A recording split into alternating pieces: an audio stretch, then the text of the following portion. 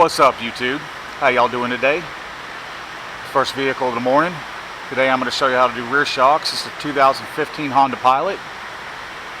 This is going to be pretty similar to the Pilots and the Odysseys. They use about the same style of shocks. They've been using these same style for years, honestly. So this might apply to a lot more than just a 15 Pilot. But this applies to a 15 Pilot. And I'm going to show you how to do this today. And the reason why we're changing them is because they're leaking. And the car's got almost 90,000 miles on it. This is a pretty common problem on Hondas, and it seems to be always the left rear shock that leaks. I don't know, it's kind of weird. I might be wrong, but it's just what I experience. Anyways, enough talk.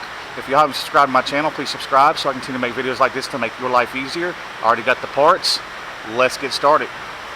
Now, the first thing you want to do before taking this shock off, because this spring right here is what supports this control arm, and the shock is what keeps the spring from dropping down. So you're going to want to put something underneath, depends on if you're doing this on the ground or what, some kind of jack, a jack stand, and take the load off just till it's touching before you pull that shock, because if not, this control arm is going to drop down real far, and it's probably not safe to do it that way, and you're not going to be able to get your new shock in anyways if you do let it drop down all the way. So let's do this.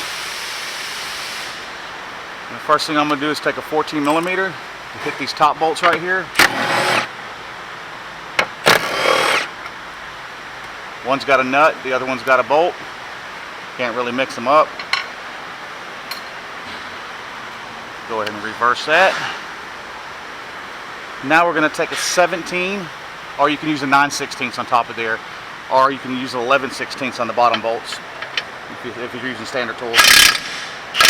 Counterclockwise.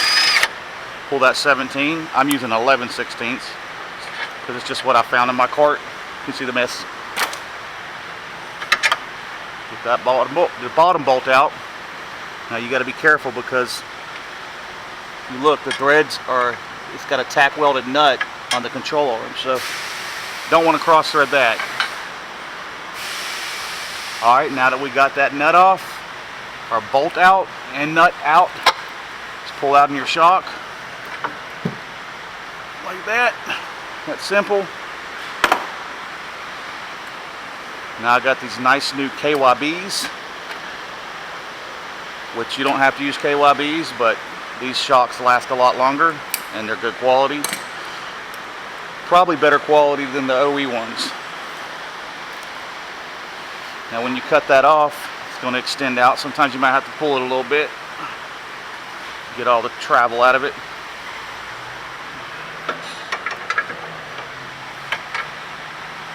Now what I like to do is always put the bottom bolt in first. You have some swivel room to go back and forth with. Leave that loose so you can swivel it over here too. Pull it down like that. Start all your bolts and nuts.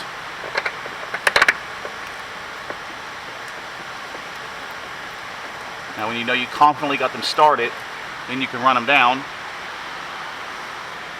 Now don't use anything too crazy if you're doing this with an electric tool. These top ones will break.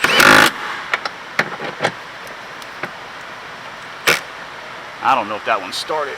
I feel kind of like it's not. Let me back that back. Nope. See, if I would have started running it down, we would have had some stripped out stuff here. Let's see if I can jack this up a little bit.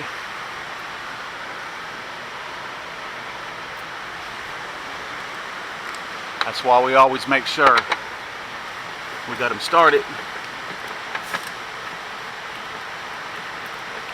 Just wiggle it back and forth. Okay, now I know for sure it started.